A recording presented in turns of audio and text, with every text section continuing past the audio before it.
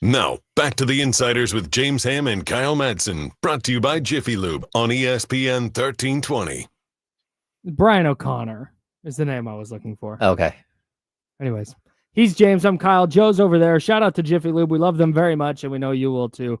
Visit jiffylube.com today to find the Sacramento area location closest to you. All right, we got to talk about Jonathan Kuminga. Not for the Kings, but Jonathan Kuminga might be holding up the Kings offseason or might be pushing them in a different direction. Okay.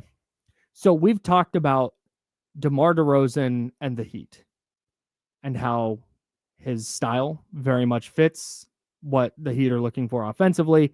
They're looking to take some of the onus off of Tyler Hero. You drop DeMar DeRozan in there. It makes a lot of sense. They have the defensive pieces to kind of put around a DeMar DeRozan, Tyler Hero duo. Like, okay, like that makes sense. Maybe they'll include that 20th pick and a couple rotation players. The Kings can get into the first round and get a couple of guys to add their rotation. Anthony Slater reported today that the Miami Heat have legitimate interest in a sign and trade for Warriors restricted free agent Jonathan Kuminga.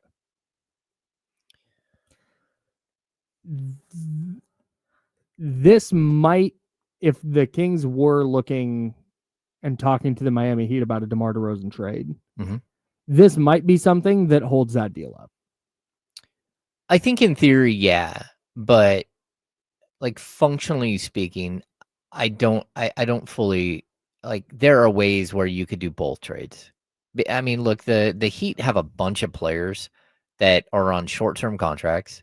So we've talked about what Duncan Robinson, Wiggins is on a short-term deal. I'm not sure Wiggins going back. Let me pause you real quick. I don't think it's financial. If Jonathan Kuminga goes to Miami for, let's say, Andrew Wiggins in the 20th pick, the motivation to make that deal with Miami subsides pretty substantially. Yeah. So that's kind of what I'm getting at here. No, I get that. Is if that happens, what are you doing with DeMar DeRozan if the Miami Heat go, oh no, we're good. Jonathan Kuminga, we're gonna just bet on this 22-year-old who jumps out of the gym, and we're gonna see how that goes instead. Good luck with the DeMar DeRozan thing. Yeah, but my point would be that they have plenty of players to go out and acquire both Kuminga and DeMar DeRozan. And yeah, look, I think with that. Kuminga can play multiple positions. For that matter, I think you could still use DeMar DeRozan in a backcourt. I don't think your defense would be great, but you'd have to have really good defensive players around him.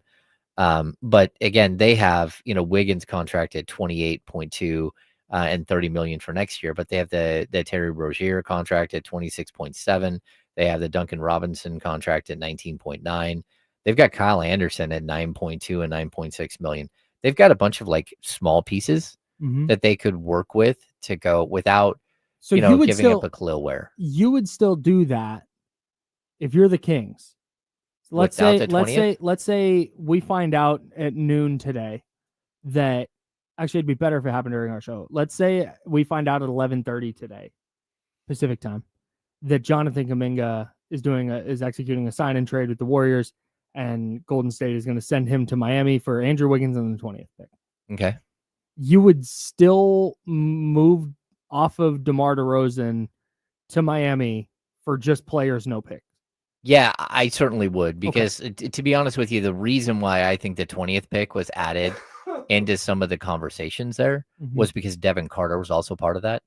So if I could do DeMar DeRozan for Duncan Robinson and Jaime Jaquez, I'm in. I'm not saying that they would do that. Sure. But that Miami would do that. They might though. And that's where I'd be like, yeah, I would take those two players. So I think I would too. If you're looking to, if the Kings have decided, and they may not, they might be like, yeah, the DeMar DeRozan experiment was awesome. We're going to do it again. Yep. I don't imagine that's how it's going to go. We've talked about this before.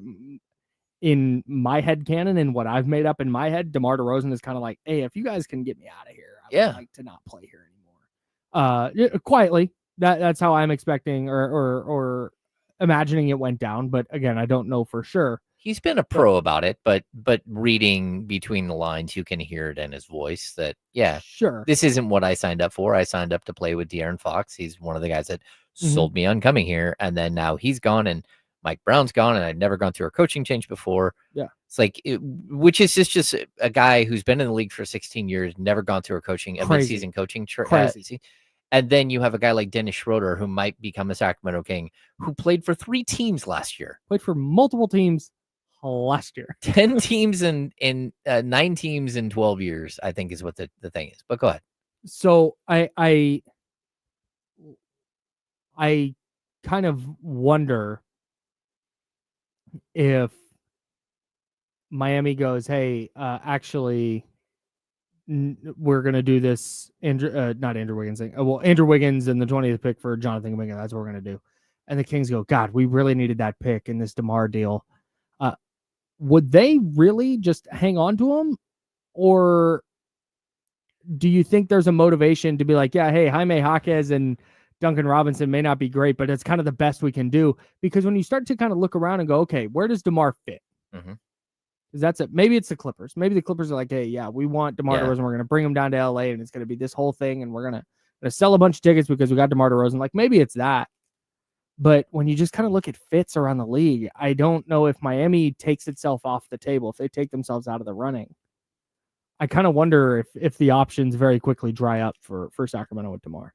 It might, but I'd look at both LA teams, which I think either one of them could make a move for DeMar.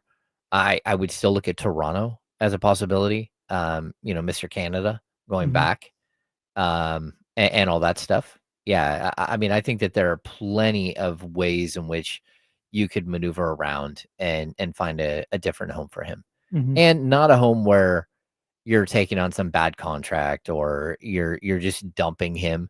You're just looking for a better fit. That's all. Yeah. And then again, we're talking about a better fit. The Kings team could totally look different, and I will continue to say this to you.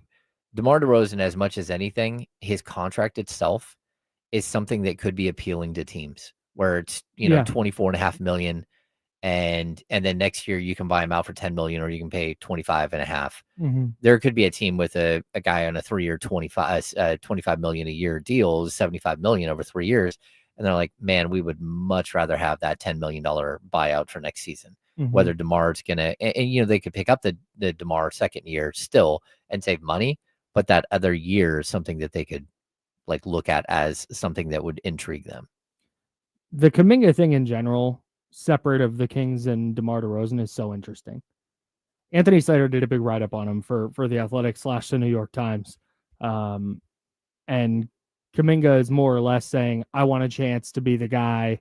I want to prove what I can do, whether that's with the Warriors or elsewhere. I want to help a team win, or whatever he said. It's like, man, you had that opportunity in Golden State. You just didn't do it. You didn't want to do it the way they needed you to do it. Yeah. And that's the he may come up again with the Kings, just because in this whole sign and trade thing, you get teams thrown out, you get rumors and all this stuff. Hey man, young players, it's so tough because they disappoint so often. And it's not that they mean to, it's not that they want to, it's just sort of what happens. And for young players, it is so situational.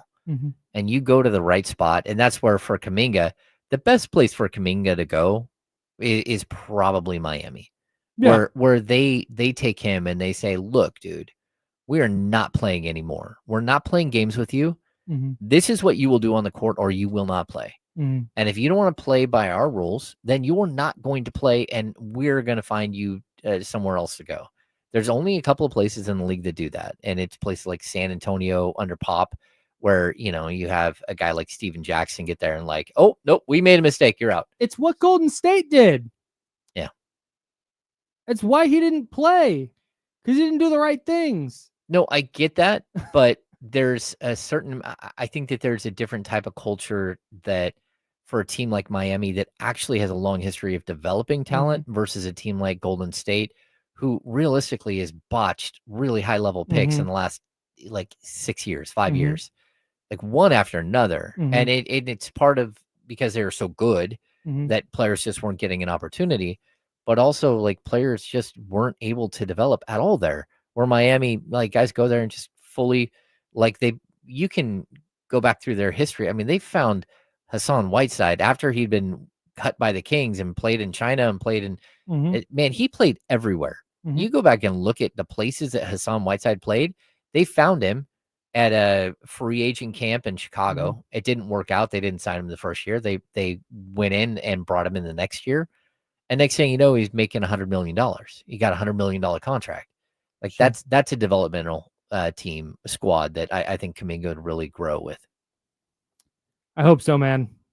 A really talented player. Hope he figures it out wherever he lands.